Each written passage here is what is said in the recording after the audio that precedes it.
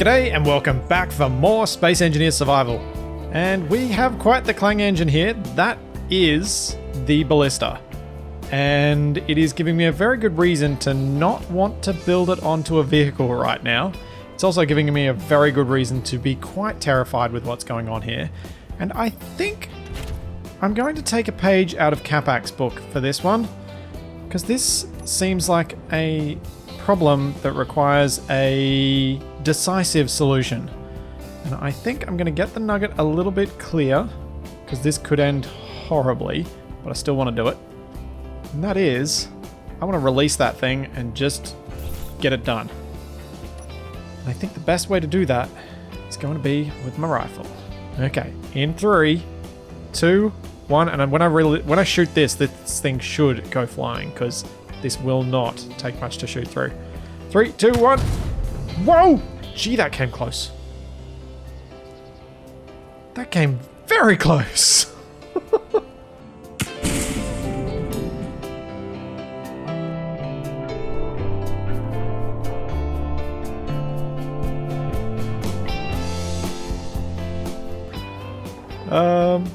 How did that even... What? What? Okay, it's sort of partially phased through this thing, because it is on both sides. That's simply not possible. It also makes me anxious because it's still clanging.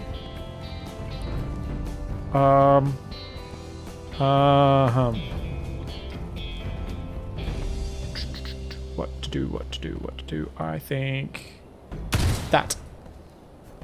Oh. Okay. Alright, I think we're clear now. I think this is safe. You're still up there. You're still... You know what? You're going to stay there for the time being. I'm not going to get rid of you. I kind of like that I've got a trebuchet just for the fun of it if I ever want to use it. But these have got to go. What I'm going to do today is quickly clear these up. And then we're going to head down into the hangar and start building our base for this style of launcher, the Catapult style. That's the one I'm going to use because, let's be honest, it is kind of fun and it is exactly what I intended to build. It is a catapult that flings stuff a long way, and we can fling stuff of all sorts of sizes, which is really, really cool. So, grindy.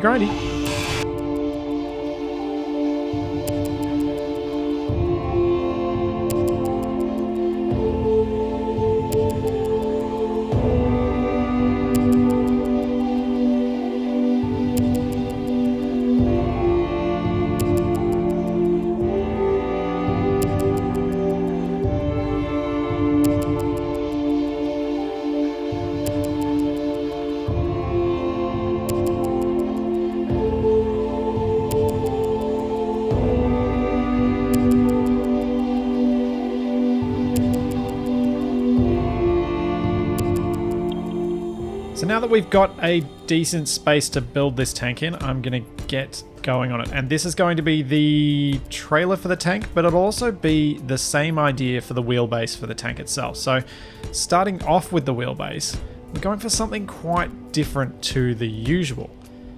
This time, I'm actually going to be going with 4 columns of wheels. And they're all going to be 5x5s, and they're going to be stuck against the back ends of each other. So the way we're going to do this is, I think if I build a row down here, I should be able to start placing these things. We're going to want a fairly large platform for the catapult to ensure that it's as stable as possible. I really do hope that I can fire this thing without having to use landing gears locked to voxels. That's always been a little bit of a sketchy prospect, locking landing gears to voxels. There is a tendency, particularly on reloads, for those landing gear to slightly merge into the voxel, and then you end up with that situation being solved by explosions. So while that might create a somewhat effective launcher for shrapnel, it's not going to be a very effective launcher platform for our catapult. And do we want 4? Is that going to be long enough, or do I want to go with 5? I might go 5. So that's why I ideally want to avoid having to use the landing gears locked to the ground. You can, if you wanted to, put a platform down and then lock to that, and that'll make it much safer. But again, more effort when I could be able to design things so that I don't need to do that at all. Now, one of the nice things about 5x5 wheels is that their suspensions actually have attachment points on the side. So we should be able to get these 4 columns of wheels in without making this thing excessively wide. It's still going to be pretty... It is still going to be pretty wide, but not as ridiculous as you might think. Because we're not going to have any gap at all between the suspensions of each set. There we go. Oh, still got more to go. So I can attach this 5x5 left directly onto that 5x5 right. And I'm going to have to add some wheels in after I get going because I keep standing in the way. So that'll be 2 columns of wheels. Then we come across this way and we do the same again. Now I want to make this catapult have the same width of wheelbase as the tank has. So I want to leave a gap of probably 5 blocks between this row and the next row or column, whichever way you want to look at it. And the reason I want to leave that gap is so that I could, with the tank, walk in between the wheels and hop up into a cockpit that's in the dead center of the vehicle. Hopefully the safest place for me to sit as we go and assault the base. I have honestly no idea if it'll work out that well, but I think it's going to be the best choice. Now, oh, don't need to go that low. Oh, please die. Okay, looks good. Hopefully that doesn't run into the trebuchet or something like that, because that could do quite a bit of damage as it falls down. As always, just to try and make my life a bit easier, I try and place these wheels down in a fixed sequence so that I know which wheel is which without having to go to any extra efforts later. So I've got them placed from lowest number down towards the back, and then same for the second row. So I know the first row will be 1 through 5 and the second row will be 6 through 10. Now, an important thing to notice with these wheel suspensions, the 5x5s, and I'm not certain, but it probably is the same with the other ones, there's no attachment point for blocks on top of them. You can see here that I'm getting a red outline. That means that if I'd not placed these extra pieces in here, if I went to grind off these bits, I would drop the whole contraption and we'd have a goose situation all over again. And I really want to try and avoid that this time.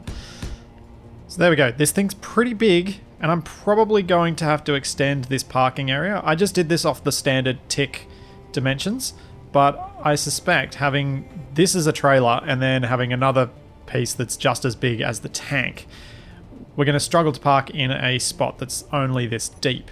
So it is something I will almost certainly correct later. And for those of you that are getting bothered by that, let's fix it.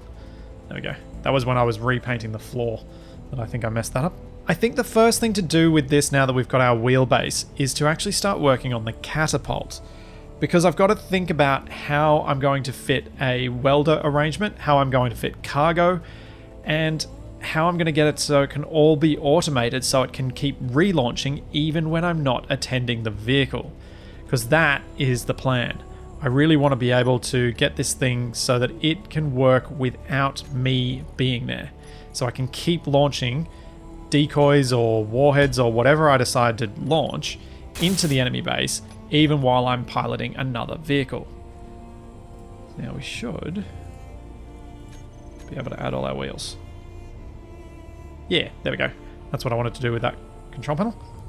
If that's the front, I reckon that's where the hinge for the catapult should be. We probably want to keep it relatively low. The lower it is, the less chance it has of flipping this whole thing, I suspect.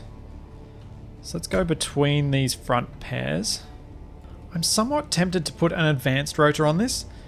Not because I need it, but because I think it'll look a bit nicer having a bigger rotor, even though it's going to work identically regardless of what size of rotor I use. But if I use a large one, I just get that feeling it's going to look a bit nicer. In fact, I don't really want it there. I want it one block further in. The arm is about 20 blocks long. It's going to be somewhat dependent on the size of the cup and the size of the thing we launch as to how long I can actually make it. But that should give us all the speed we need once we attach the pistons to the shorter point on the arm. The closer point on the arm? You know what I mean. So that's kind of just a rough outline of where that's going to be so that I can fit other things around it. My idea would be that we have two separate printing bits, one on this side, one on this side, that can print the ammunition. So each launch will actually launch 2 at a time of whatever it is, or even more if it turns out that I'm launching something really small. Because I could, with something this size, build a little tray and have it set up so that the printers print off decoys and just drop them in there, and then I launch maybe 5 or 10 decoys at once. Or, you know, later on, warheads at once. Though I do worry that warheads, if I didn't have them protected by anything, might actually, if armed, destroy the launching mechanism itself. Probably should have tried that before I disassembled the catapult that was up on the ridgeline. Oh well. The next bit we need is this attachment to this rotor so that we can actually push this arm up as quickly as possible. So what I think I might do is, starting over here, we'll go with our piston. Then we're going to make what will hopefully look like a somewhat attractive snaking pattern to make it look a little bit like a spring as well. Something like that is what I was thinking. And if we repeat that pattern a few times, we should be able to get enough pistons in here that we can end up with the max speed going through the rotor and get our range that we need. Oh no. So I just finished all of this spring mechanism and I think it'll look reasonably good. However, I've done it wrong. I forgot to put it attached to a rotor at this end as well, because it needs to be able to spin at both ends so that it can push this thing upwards. So, I'm going to do something potentially quite risky. I'm going to try and lift it up because this actually takes quite a bit of time to put together. And I think it's worth trying to see if I can lift it and attach it separately. Oh, actually no, I don't. Oh, I was about to use the bin chicken for that, but I can actually use this grid itself. Aha. All I need is some power and to weld up one of the pistons. Okie dokie. Here we go. So this is what I'm going to do. I'm going to extend this up a little bit so that we can place our rotor part on there. Then I'm going to attach it to the rotor that's currently there, grind off the other end, and then build it onto a rotor at that end. And it should be able to work. Attach. Oh dear. Okay, something's very much... What the heck?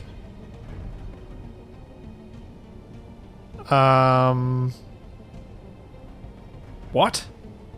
Why on earth has it done that? That makes no sense. That's all sitting nicely like that. There's nothing weird about it. Why does it not want to attach to that rotor? Oh. Okay. It went alright this time. Now, hopefully it doesn't explode when I do this.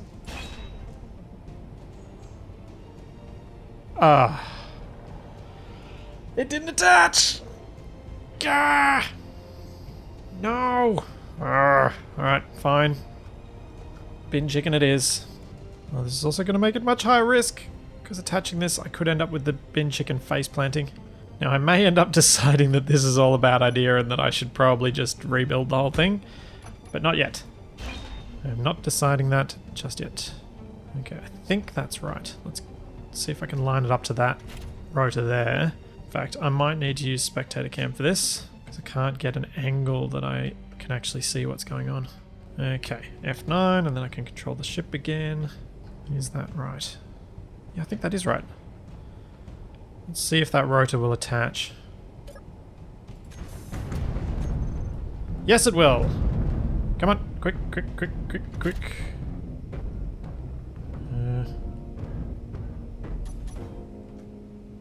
Okay, phew. That was lucky. I was quite fortunate that that wasn't enough force to damage the bin chicken. Okay. You prove your usefulness every day, little weird ship. I wonder if it was the rotor lock that was playing havoc with it. Either way, we're attached now. We're good. I fixed the mistake that I made while building without having to rebuild this whole thing. And it ends up being a lot larger than what I would usually design, but I wanted to make it look decent, and it being small grid, it's a lot harder to get them to not collide with one another as you build these sorts of things. But I think that's a reasonably tight space in which to fit 8 pistons. So what I'm going to do now is I'm actually going to weld up the stuff that is here, and I think I'll use the nugget to do that. It's going to be pretty difficult to get at some of this stuff as I continue building, so I think it will be helpful to get it done now. I have to admit, now that I've got this set up and it could theoretically fire, I am very tempted to test it, but I'm not going to. I'm going to build a bit more onto this, and I really want to be able to set this up with an automated printing launcher setup. So what I'm thinking is pop a projector here and here, and then project a grid, or maybe even a collection of grids if I can figure out how to cut them up, over this side, and another one over this side. My thinking is that if I have a thruster somewhere over this way attached to the wheels, and maybe even at the top end as well, so that we're pushing both ways equally and don't destabilize the thing, we'd be able to cut through an armor block that's placed down and drop whatever it is into these bays. The other option would be to just have them attached with merge blocks and fire merge blocks each time. A little more expensive, but may actually be simpler, and so might actually be worth it. In fact, how much is a small grid merge block? Merge. How much am I costing myself with that? A computer, 2 small steel tubes, motor. It is a fair bit more expensive. I can't use any subgrid designs with rotors because then I won't be able to build the projections. So that's why I'm not doing it that way. What we need now is a welder that's going to reach, or a pair of welders on each side, that's going to reach the area where this projectile is going to be projected, but not get in the way of the arc of this thing coming over. So what I've done here is I've placed a couple of welders down, and I've placed a few blocks down in front of them. I cannot for the life of me remember how far they actually reach, so I'm just going to test and see if this is going to work for a projection. If it's not going to, then we'll have to rethink the arrangement so that I can actually get this working properly. Let's pop that in there, and let's turn this on. No! That's what I was afraid of. It only reaches about 3 blocks. I think we may have to go the merge block route. I just don't think I'm going to be able to get enough welders in here. Obviously, in an ideal world, I'd have them underneath, because then they would be able to get through far enough. But if I did that, I'd be lifting the center of mass of this whole thing quite a long way, which is really not what we want when it's potentially going to flip anyway. So what I think we'll do is we'll shrink down the size of this thing, and we'll have it set up so that we've got a merge block with a welder right next to it at each level. Now, these projectiles are not going to be able to have parachutes because I'd need some way to pipe the parachutes in. And again, with the size of the welder equipment that we're going to have here, that's not really going to work. So I may end up launching at a very high arc, just so that they've got longer in a greater time in the air, assuming these are going to be decoys, before they destroy themselves by hitting the ground, so that they can distract the turrets for longer. Alright, let's see if this works this time. We've got some steel blocks in there, steel plates, I mean. Okay, good. It'll reach the back of that merge block, that's perfect. That's all I really need it to do. It doesn't need to reach any further than that. Now we just need to make sure that this thing can actually launch over this welder. Alrighty, I've fiddled with a few things with this piston spring setup. The first is that I've limited the rotation of this rotor so that this side doesn't drop below its current position, because if it does, it's potentially going to catch on those wheels, which is a real problem. And now, with our welder in place, let's see if I can get this thing to move past where it is. Oh, there's a little spark there. Does make me a little nervous to use that. I'm kind of inclined to try this, to be honest. Just because it gives us our range that we need out of these welders. The other option is to put an advanced rotor on there, put a large grid rotor head on there and somehow get a large grid welder in there to try and use it. Or extend out the back here and have welders on the back as well as in front of the launching arm. Or yet another option would be to shorten the launcher arm, which I'm not too keen on, and put all of the welders at the back edge, which would make them much less likely to run into the arm as it's being fired. But I think we'll test it with this, because I think this is a fairly neat solution. So if it doesn't work out and it does start to cause problems, instead of having armor blocks or blocks all the way to the back of the merge block, I'll just put them on the front 6 blocks. Which isn't ideal, but at least it'll be better than nothing. Now, we need cargo systems for these welders, and we need power. So I think the way to do this cargo system would be to place one of those there, then one of these, and then a couple of frames in between so that they're linked. We can mirror that on this side. Now what I'm thinking I'll do with this cargo system is actually bring it around the side. So if I pop a frame on there, and then start building these around here, we could actually end up with a connector at the rear. If we end up struggling for cargo space, I can replace any of these straight medium conveyor tubes with a medium cargo container. You may be wondering why I'm not putting the... Oh. Now I'm starting to wonder it. I was about to say you may be wondering why I'm not putting the connector at this end of this vehicle. And the reason was that I was going to have the hitch for the tank so that it can tow this thing so that I can move both the tank and the catapult into position at the same time. That's why I haven't been planning on using the goose for this. It's because if I use the goose, I'm going to have to do it twice. So I'd have to drop this off, then I'd have to come back, collect the tank, and then go forward. All the while leaving this thing relatively undefended, which I'm not exactly keen about. So that's why I was thinking a connector at the rear here. I mean, that kind of works.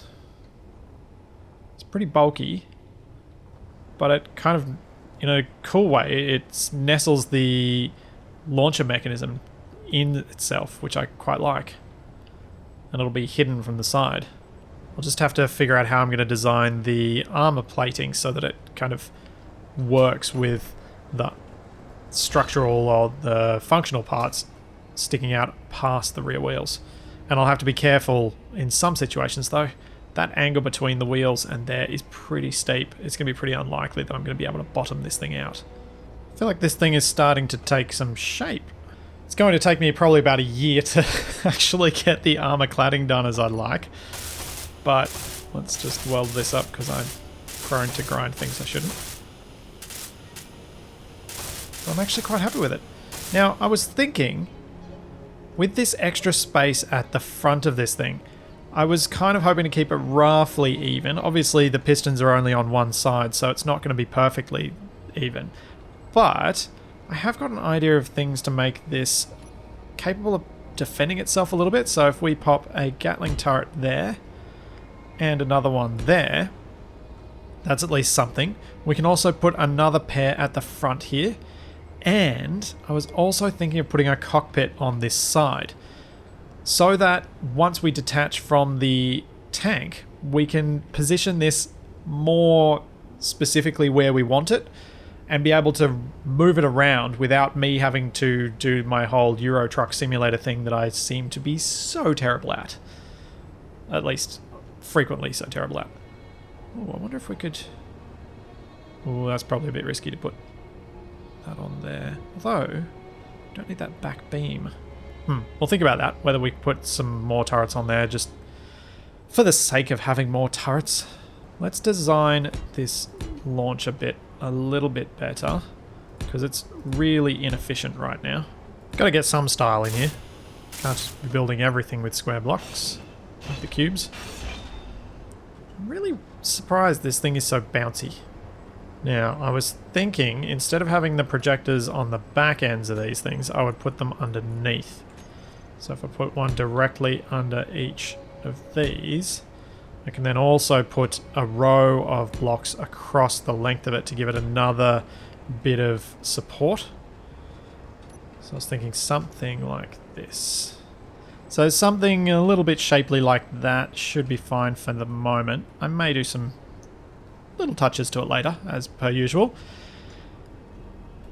And now for our battery and connection bit, I can probably now move this onto the actual thing itself so that we can disconnect from that landing gear and get a better idea of what's going to go on.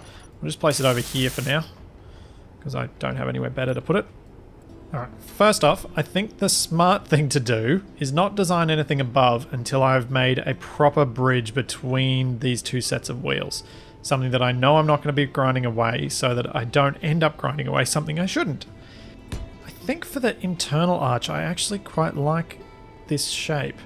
The outer arch over the wheels will be shaped a bit differently, but I think for that one, this shape kind of works. Because I want this wheel to be able to move all the way up. And if I build everything down quite as, or at least another block up, maybe I don't want it to go all the way up because I've made everything else a bit low. Might have to limit it a bit. So maybe we'll go with that. Then that. Yeah, we might just have to limit it to that. It's kind of a shape I prefer anyway because it gives a nice curve. We'll stick with that for now. As always, all designs subject to further greebling. As long as it's enough that I'll know not to grind these down because I intended for them to be there. So that when I'm replacing the other bits and figuring out how I'm going to fit in the cockpit, I don't remove something that I shouldn't. And break the whole design and have to use merge blocks or restart from scratch. That's quite convenient. I made those gaps between the wheels just barely big enough to fit through. I was kind of hoping to get something in underneath this area, but I probably shouldn't. I should probably just have it connected above. But I'm going to need a way to connect these wheels up to the other units. Maybe what I'll do is I'll connect this pair to the front pair and then connect the rear 6 all together and do the same on the other side, just as something a bit different in the way that it's hooked up. Could make for some interesting design choices. Plus it means I'll get rid of the blocks so I'd theoretically be able to walk from side to side through this row. Now, because I'm going to detach this, let's just check. Is it all... Yeah, it's kind of connected through the welders. Let's change that up a little bit and let's connect it through... I should probably make one of these a cargo container, as it'll give us some extra attachment points. Okay, I'm liking some of these shapes, but I suspect it's going to make it very difficult for me to work some of them into some of the others, but we'll just leave it for the moment, and as I get further through, I'll see what ones work and what ones I need to adjust and change and things. But for now, I'm actually reasonably happy with that. Then we can join this bit up to that container over here. So the reason I'm doing all this joining up stuff first is I've learned my lessons from the goose, but also I kind of want to get an idea of where I've actually got room to put some things and where might look best to just leave myself space to make armor designs. Now I can't really put anything in on top of this row of blocks here.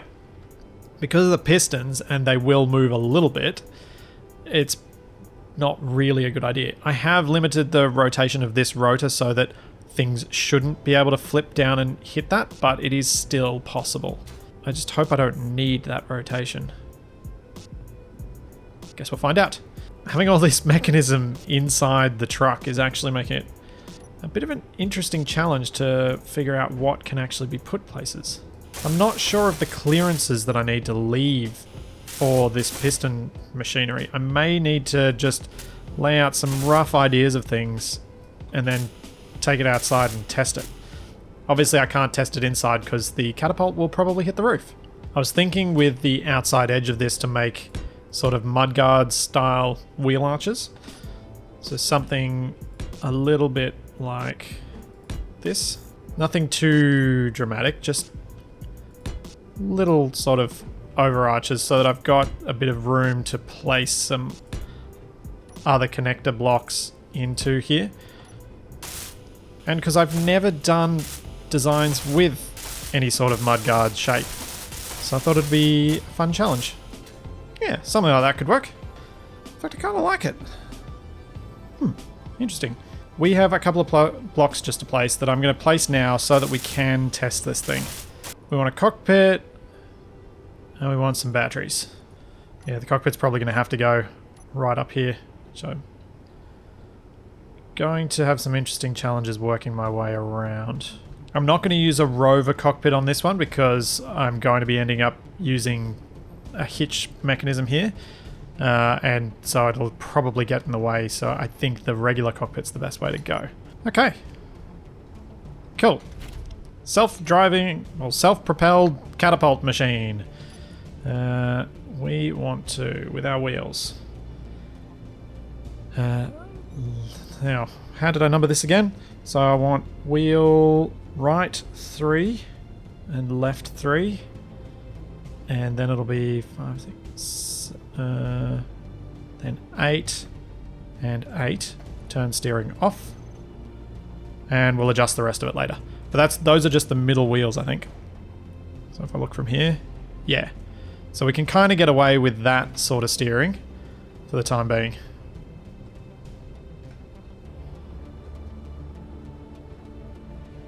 Ooh. Sliding sideways as I drive forwards. This is very bizarre. I suspect it has something to do with the many subgrids I've got on this thing. That is so weird. It's probably also the weird wheel alignments, but when I'm driving straight, I slide sideways. Okay. Let's grab our cockpit and put it on the hotbar so I've got a park brake. Let's open up our doors.